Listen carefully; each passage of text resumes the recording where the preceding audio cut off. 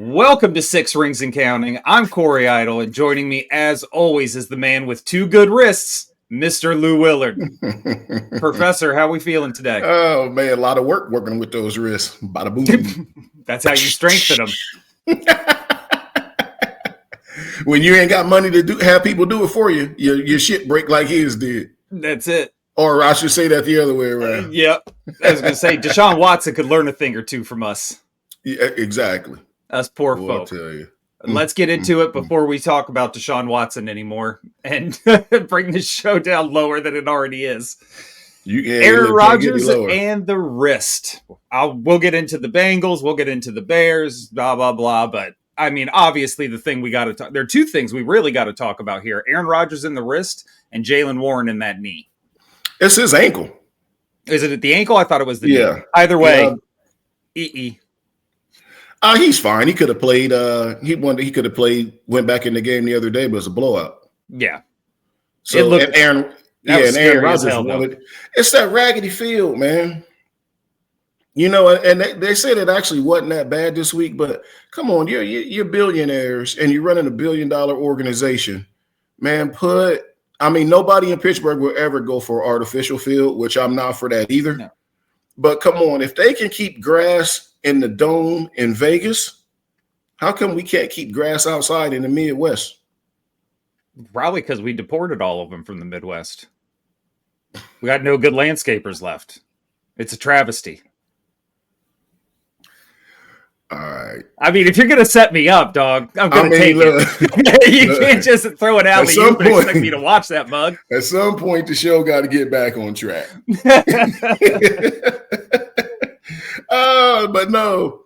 But then if Pitt is tearing the field up, guess what, Pitt? You can no longer use the field. Mm-hmm. You have to play in PNC Park. Go play. You've been there. I've been there a million times. It's just right down the block. It's in the same giant parking lot. And if Northwestern could play at Wrigley, how come Pitt can't play at PNC Park? That's it. They're not remotely close to selling out Heinz Field anyway. I'm still calling it Heinz Field. Yeah. So they're not close to selling out anyway, but they could probably sell out PNC Park. Yeah, that was just a bad. Everybody knew leading up to this week that was a bad decision because of what was going to happen to that field. They were dedicating time on like these sports round argument shows, round robin argument shows about the field and what Pitt was going to do to it. So just dumb. But anyway, and it's constant back-to-back games too, which is really stupid. Yeah, I don't get that at all. But the big one we gotta get into here, Mr. Willard, is the fractured left wrist of Aaron Rodgers. Mike is saying he's probably going to be a game time decision. Aaron is saying he's got to be a game time. Only thing Aaron has said that's keeping him out of playing this week is a safety. He doesn't want to make it worse and not be able to play later in the season. And then he's not even answering the question because he doesn't have to. He's saying he's going to leave that up to Mr. Coach Mike Tomlin. Mm-hmm. And everybody laughed at how he said it. You know, Mr. Coach Mike Tomlin or Mr. Coach Tomlin or something, the way he phrased it was funny. But if I'm him, that's all I say too. Sure, that's going to be up to the medical staff and Coach Tomlin. You guys got to talk to them about it. If they tell me I'm ready to go, I'm ready to go. Well, are you ready to go? Every football player is ready to go. Again, you got to talk to them. Next question. But the bottom line is he's going to play because of Chicago. And this is the selfishness of Aaron Rodgers coming out. Mm-hmm. Because can you take a snap? That what helps him is it's his left. Clearly, if it was his right wrist, we wouldn't be having this conversation. So it's his left wrist. So when he takes the snap, his left hand's on the bottom. All the pressure of the ball hits his throwing hand, which is good. But you still get shock on the bottom hand because your bottom hand got to get the base of the ball. Right. So if your bottom hand can't grip it, can you really take a snap? If you can't take the snap, you definitely can't play because if they're going to run out of shotgun all day long, we might as well save all the problems and not even go to Chicago because you're going to lose. No team can run out of shotgun every play, all game, and win. It's too predictable in the NFL. This is not college. Too predictable in the NFL. Yeah, the Chiefs proved that against the Broncos this past week. Yeah, it's just dumb. Go under center and run some plays. But Aaron's being selfish because he wants to discount double check Chicago one more time. Yeah. Competitor in me, I find that shit funny because I would want to do the same thing. 100%. But bigger picture, what you saw prior to this injury happening was Aaron Rodgers was wearing down. But this is a 6-4 football team, which means he had already played 9 games. He was starting to wear down. His play was slipping over the last 6 to 7 quarters. The Chargers, count those 4. The 1.5 he played against the Bengals. And then like the last quarter and a half, he wasn't great against the Colts. He just had 6 turnovers. Whatever it was. Wasn't nothing he did. His play was slipping. Old man getting tired. So what I would like to see happen, go ahead and sit this one out, man. If we were playing the Saints, he wouldn't play. If we were playing the Vikings, he wouldn't play. Right. He's playing because of Chicago. That's it. He needs to set this one out. He needs to set out next week. I think, what's that one? The Bills? I believe so, yeah. But he needs to set those 2 out, come back when we play the Ravens. I don't care if the next one after the Bills is the Lions, which I think it is. It's the Ravens. Okay, they come back against the Ravens. Set this one out, set the next one out, come back against the Ravens, rested and healthy. Because now we're 12 games in. You played the first 9, well, really the first 8 strong. You got through the 9th one. Terrible, but you got through it. Then you got hurt in the 10th one. So set the next 2 out. Finish those last 5 and roll into the playoffs. Because think, if he was able to make 9, you roll 5 into the playoffs. Well, you got the wild card round, divisional. You put you right back at 9 games and you out of the season with a Super Bowl championship before you wear down. Oh, 100%. And I mean, look, to add on to what you're saying, if I have to run Mason Rudolph out there, I'd rather run him out there against a non-conference opponent and then a non-divisional opponent before I get into the Ravens 2 more times this season. We got 3 more division games, the Ravens twice and the Browns. We got Lions, Dolphins, and Bills in between there. Yeah. I would rather have Aaron come back for that Ravens game, especially when the Ravens are 5-5 now and 1 game back. Yeah, and everybody's in my opinion, everybody's overreacting to that. Their schedule was ass. It couldn't have got any easier. But then look at their schedule as they finish. Denver, I'm going on top of my head, so I could get one wrong. But I know there's Cincinnati twice, the Steelers twice, Denver, and the Chargers in there. Yeah, they got, just to run it down for you, they got Jets, Bengals, Patriots, Steelers, Bengals, Patriots, Packers, Steelers to end the season. So I was getting 2 of the teams mixed up. I know it's tough. So it's the Patriots and the Packers. Dude, they got at least 3 more losses coming. 100%, especially if Joe Burrow's coming back too. Because I predict they'll split with the Bengals if he doesn't come back. Oh, damn. Because they typically do. I bet you they split with the Bengals, even if Burrow doesn't come back. And this team gets 8 losses. They're not making the play. They're not winning this division because in that hypothesis, they're splitting with Pittsburgh. You win the tiebreaker. Yep. Common opponents. Stuff like that. You win it, Pittsburgh will win the tiebreaker. But so people are overreacting to that. But their schedule gets tough. They just hit an easy patch right now. Mm-hmm. But it gets tough. The Patriots will beat them. Green Bay will beat them. I predict Pittsburgh and Cincinnati will beat them at least once each. There's 4 losses. That's 9 losses. 8 and 9 don't get you in. No, and I don't see, and I'll be honest with you, even if they take 4 losses, I don't see the Steelers collapsing like that. As hard as that is to believe, I see us maybe losing two more games. But it's not hard. It's hard to believe to the Steelers fan who still complain that they only beat the Colts by 7. Well, we only beat them by 7. First off, a win's a win. They're the second best team in the conference. They get their litmus test this week when they go get cheated in Kansas City. If they can overcome them and the refs, we'll see. Yeah. But nonetheless, then you complain every win. These people complain. That's who will complain about that. That's the people who will go, no, there's no way I can see it. Pittsburgh is going to beat the Browns. They're going to beat the Dolphins. They're going to split with the Ravens. That's 9 wins right there. Mm-hmm. And I'm here to tell you, I've seen the Bills play in entirety their last 3 games. They're beating the Bills. The Bills cannot stop the run at all, and their offense does not threaten you. And Pittsburgh has the defensive line to stop Josh Allen. Let me ask you a quick question. Speaking of the run, because I had said we were going to focus heavily on the run in our previous show against the Bengals. You damn near predicted the score right on point, so kudos to you. And we did focus a lot on the run. However, shout out to Kenny Gainwell. Career day, 9 carries, 24 yards, 7 receptions, 81 yards, and 2 tutties. With what we're doing, because it's clear Kenneth Gainwell's not going away. As much as we all want to see Jaylen Warren and a heavy dose of Jaylen Warren injury or not, I don't think that's happening.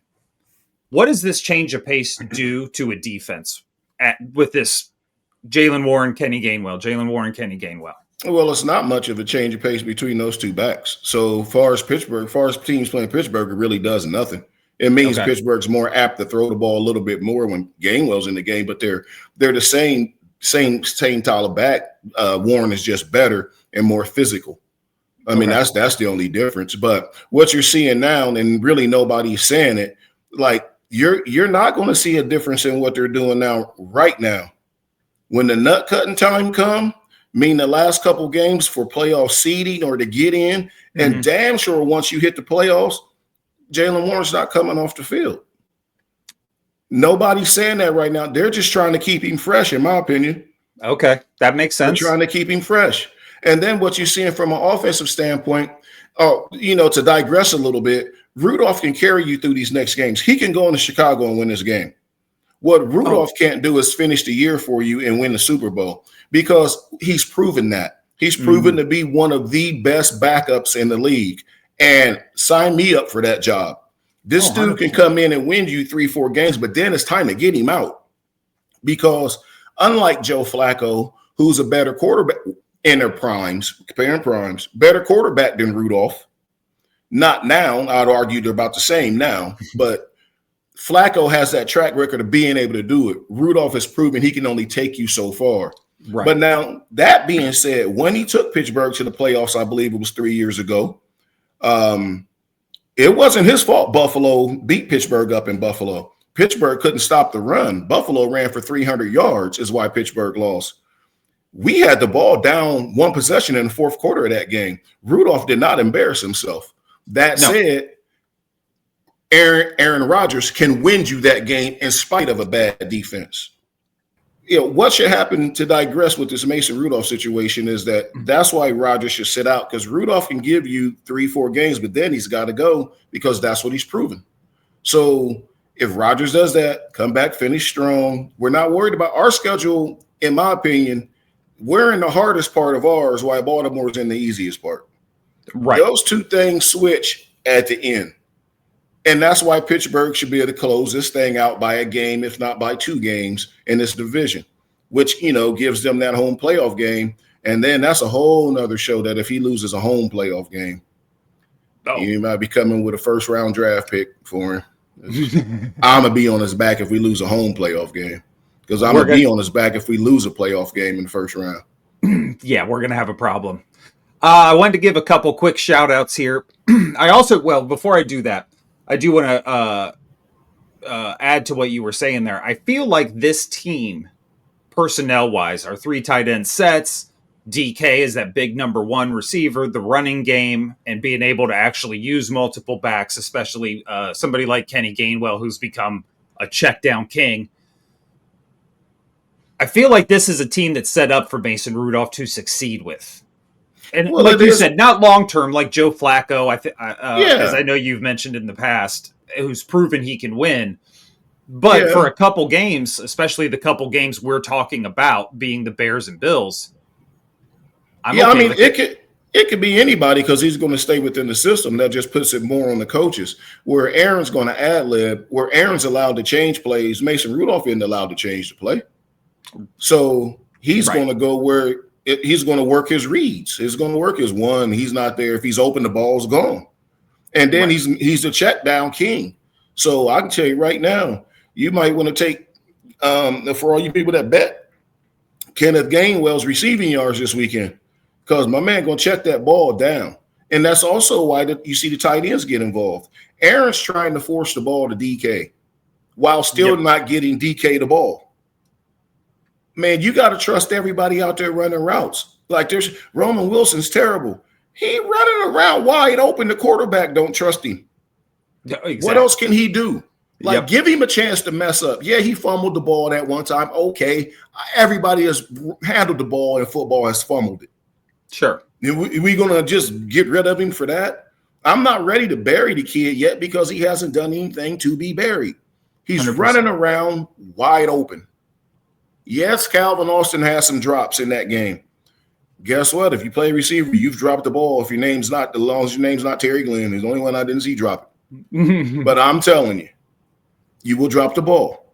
But look how many amazing catches he's made. Cut him some slack. This is on Aaron Rodgers, the offense not being as much as I like to sit here and just blast Arthur Smith. I can't. Rodgers is checking out of runs and the passes. Man, just turn around and hand the ball off. You know Broderick Jones ain't going to block for you, fragile ass. Look, I know we scored 2 defensive touchdowns, but this team's averaging. I know we're slipping, we're starting to regress, but again, we're coming out of a hard part of our schedule. Everybody's dinged up, everybody's tired. Our bye week is long ago. And see, here's the thing too. These guys some slack. This isn't friggin' Madden, and I'm sick of this bullshit where we talk about these guys like they should be healthy every single week. Everybody's hurt, and on every team. But what I'm talking about when people say they're regressing, no, technically they're not. The time of possession is going up. Yeah, and you know why it looks like you're progressing is because you don't have to average 25 points a game now. Because guess why? The defense got better. Yep. Therefore, you get to play the way Pittsburgh wants to play. I mean, I can't be the only one to see it. No. Now, I said Rodgers play regressed because it did. Offensively, which that's what leads to lack of production on the offense. Mason came in, he's fresh, he's going to do what he has to do, he's getting the ball to everybody because he don't care. He knows he has to, or he going to sit down and they bringing in Will Howard. Because they already screaming and hollering for Will Howard, who's never even taken a snap. Makes no sense either. Well, it only makes sense if you're the Pittsburgh fan who has seen Mason Rudolph, so you know what's coming. Right. That 3-pick game is coming, and it might be here Sunday if he plays, but we know it's coming. He's the let's say the other version of Jameis Winston. I'll leave it at the other version. He will throw that other team the ball too. But so like they dominated time of possession. People like, well, Rudolph didn't do nothing this week. He scored the same amount of points as Aaron. Well, he only had 2 possessions because we scored 2 defensive touchdowns. If you're not going to be rational, you can't enter the adult conversation if you can't be rational. Oh, you should see it, man. It's wild. I don't even say nothing. I just look and I listen, then I'll look at the comments. I'm like, these guys don't know football. Yeah, they wouldn't know football if it slapped them in the face. No. It is wild. How he's supposed to do it any more with the 2 possessions than he did. He only had 2. They scored points on both of them. That is not his fault the defense intercepted and ran it back 74 yards. It's not his fault his own defense scooped the fumble up and ran it back for a touchdown. When that happens, the other team gets to get the ball again. I don't think people understand that. And the clock is still running. It's amazing. It's amazing. They're damn simpletons. It's crazy. It's crazy. I said I wanted to give a shout out, and I do, to a couple players we have been very hard on. And some guys that are new to the team that showed up. Kyle Duggar. Dude, way to make an impact. 73-yard interception for a touchdown. Yep. Oh, he's been playing lights out from day one. Oh, 100%. Him and Jalen Ramsey are going to be a fantastic pair of safeties for this team. Guess who else showed up? Patrick Queen. 10 total tackles, 5 solo. Dude was everywhere. Yeah, he had a good game. He's still missing too many tackles for me. But I'll give it to him when he have a good game. But you the middle linebacker, dog. You can't be missing tackles left and right. See, we're missing too many. I'm like the mom on this show, I think. I'm like, good job, buddy. You're showing up. And you're like, no, that ain't shit. You're the dad. Yeah, no, I just told him, man, you had a good game this week. Show me you can have another one. Put 2 in a row together. That's I all. like it. How about my man James Pierre? It's ready to cut, dude. Matter of fact, he did get cut. They brought him back. He didn't even make the initial 53. That's true. They brought his ass back, and now he looks like the best corner on the team. He got a second chance and took advantage of it. Yes, sir, he did. But no, it was a good week. A lot of players needed to show up, and I really think they did. It was nice to see for once. For once. But why are we putting Slay back on the field this week? Why is he starting? Lord knows. You tell me James Pierre has not outplayed him for the times they've been on the field. Come on now. It's not even a question. I don't get it. I don't believe you can lose your spot due to injury, but I do believe you can lose it if the guy is flat out playing you. And that's what you saw.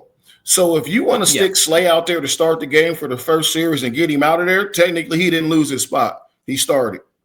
If that's how you want to fleece the rule, but I'm fleecing it like this. Number one, it's not a rule. It's a respect thing. That's what it is. Giving the players the benefit of the doubt thing is what it is. Guess what? He's just outplaying you. The tape don't lie. The tape does not lie. Slay's getting hurt at least twice a game. This younger guy's coming here, energetic. Something in him clicked because he looks really good now. They threw at him 10 times. The Bengals being they threw at him 10 times. He gave up 3 catches for 30 yards. And they picked on him. They tried. Last time they tried that spot, they cooked their Slay, big play Slay. Oh, they torched him. Cooked his ass. Yeah. Yeah, I don't understand it, to be honest with you. And I think it goes deeper even than just why not play the guy who's playing better. If you're giving guys opportunities to perform and they perform and they're not given a reward for that, why in the hell do they want to stay on this team? Exactly. I'll go somewhere else where I'm going to actually be, given my opportunity and rewarded when I outperform the guy on the other side of the ball. I'm not a fan of it. Because look, clearly the defensive player of the year is Myles Garrett right now. It's not even close. Not even close. The dude he got 15 sacks already. Jesus Christ. Not even close. Insane. He's defensive player of the year. But the way they typically gave that award away, is not many people don't know it, is they use production per snap. The highest production per snap rate in the league for the front 7 is Nate Herbig. When he's in the game, he gets more production per his snaps than anybody else. League wide. That is wild. It's wild. But yet, Pittsburgh played him 29 steps 2 games ago. I mean, what are we doing? He's outplaying Highsmith. And I'm not saying cut Highsmith. I'm not one because you ain't trading nobody. Trade deadline's over. I'm saying now Highsmith's coming off the bench and then Herbig is starting is what I'm saying. Yep. But see, Highsmith got the big contract. So he won't be on this team next year. Highsmith will not. Because they got Jack Sawyer that's coming in and not embarrassing himself at all. He's still learning, but he's a rookie. He's going to be learning. Right. But so they got that problem at the second corner and at the second outside linebacker spot. Because you got the guy that doesn't start outplaying the guy that's starting. And I think we finally get Cole Holcomb back this week, too, from COVID. I don't know what. I think Tomlin slipped up and said he had COVID once, but it's the only thing he can have is COVID. Does he have smallpox? Jesus Christ. Fucker got COVID. Just say the man got COVID. As much as I have thoroughly enjoyed your just complete rant. I didn't mean to dominate the show, but I told you. I've been watching this shit. Got on piss pants. Damn, that was Pittsburgh Steelers mouth diarrhea. That was fantastic. I'm just saying. I guess as we run out of time, prediction for the game? Oh, yeah, they play the Bears this week. Yeah, we got a game. I tell you what, though, no joke, Yeah, I told we said last year that Ben Johnson can coach. Yes, sir. He got these boys for real. I can't call the defensive coordinator's name, which, the hell with him. I don't care. But nonetheless, he got them boys playing. They lead the league in turnovers. They don't have a great defensive backfield, but they will turn your ball. They will turn your ass over. They will pick that ball off.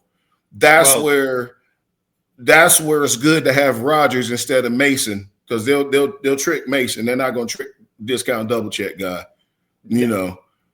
But no, and Tremaine Edmonds at linebacker is a bad man. And I tell you where this game he is. And I tell you where this game really sets up for Pittsburgh too. Also, their defensive line is nice too. This is going to be. I think this game going to be lower scoring than people think. But what's really going to help Pittsburgh is they have a young quarterback, being Caleb Williams, who he holds the ball. That plays right into Pittsburgh's hand. He loves to hold that damn football. So if he's holding that ball this week, Pittsburgh will have, my prediction, you'll see 7 sacks. Because this kid loves to hold the ball. Yeah. But first and foremost, I think they got the best offensive line in the league, if not the best, top 3. So they're going to try to run the ball. So Benton has to show up, and Harmon has to show up, and Black has to show up. They show up. We slow that run down because we're not stopping it. We slow it down and make this kid drop back. He's going to hold the ball. We can get to him. We can sack him, or we'll force him in. We'll get in 5 to 7 sacks and probably 2 turnovers. You do that, Pittsburgh's walking out of here with a win. And I think they're going to win anyway, because if Aaron Rodgers starts, they're going to win this game. I would say probably it's going to be low scoring. Like, I think it has a high over and under total, I believe. I think what is, I don't even know what it is, but I think it's pretty high. It might be. Let me take a peek here. It is, well, no, it's only 45.5, so it's not high. But I think it'll go under that. I mean, I think you're looking at 23-16 Pittsburgh. And I don't care who quarterbacks. I just see that being the game. Yeah, that sounds about right. I think Caleb Williams will be able to confuse him with what we got on defense, and I think he's coming up. Don't get me wrong. He's just not there yet. He's just not there yet. He's way too inconsistent. And he's a quarterback who holds the ball against arguably the best pass rush duo in the league. I mean, look, to take the argument out of a top 5 pass rush combination in the league.